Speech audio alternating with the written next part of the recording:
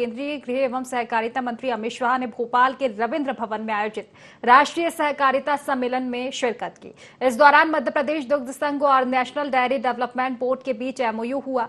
शाह वे इस मौके पर एक बड़ा ऐलान करते हुए कहा कि देश में सहकारी समितियां अब पेट्रोल पंपों का संचालन करेगी और रसोई गैस वितरण भी संभालेगी। उन्होंने कहा कि सहकारिता सेक्टर में मध्य प्रदेश में काफी संभावनाएं हैं।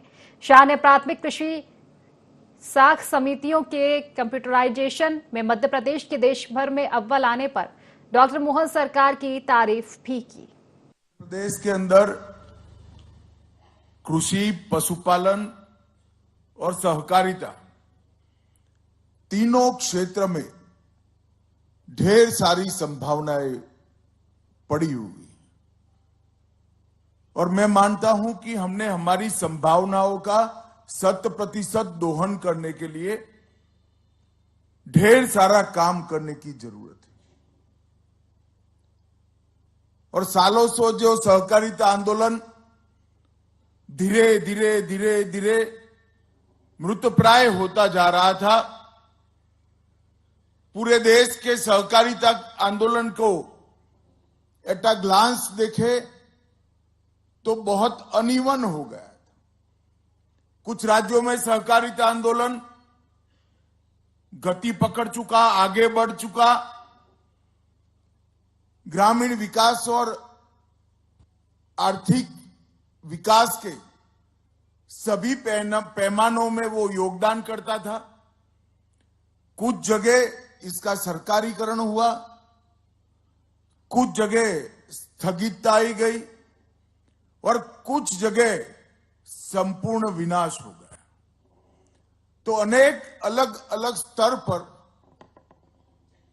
देश भर का सहकारी आंदोलन बटा हुआ था और उसका मूल कारण था कि समय के साथ सहकारी कानूनों में जो बदलाव होना चाहिए वो कानूनों में बदलाव नहीं हुए थे। हमारे संविधान में मल्टी स्टेट कोऑपरेटिव छोड़कर सारा कोऑपरेटिव ये राज्यों का विषय है। इसलिए देश भर में जिस तेजी से परिस्थितियां बदली, वो बदलती हुई परिस्थिति के अनुकूल कानून बनाने के इनिशिएटिव नहीं लिए गए और इसका मूल कारण था कि राष्ट्रीय स्तर पर समग्रता की दृष्टि से हर राज्य की भौगोलिक परिस्थिति, बारिश की परिस्थिति, ग्रामीण विकास और कृषि विकास के आयाम, पशुपालन के आयाम, इस सबको एक पेज रखकर केंद्रीय स्तर पर कोई विचार नहीं हुआ। और विचार होता भी कैसे?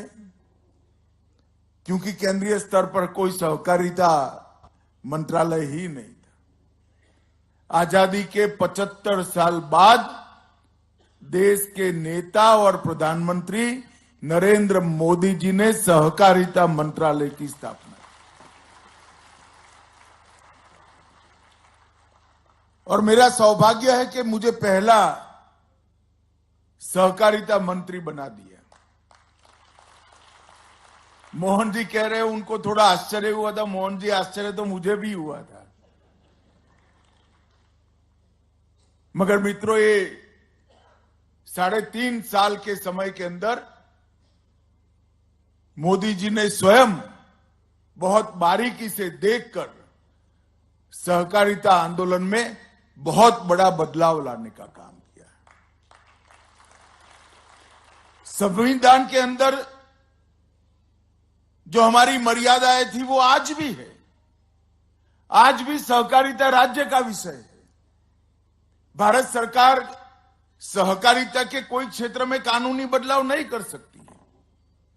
तो पैक्स को पुनर्जीवित करना, डेयरी क्षेत्र का बढ़ावा करना, उत्पादन के क्षेत्र में सहकारिता को ले जाना, urban cooperative bank, district cooperative bank और ग्रामीण बैंकों के सुचारू व्यवस्थापन करना, ये सारा काम कैसे हो सकता है?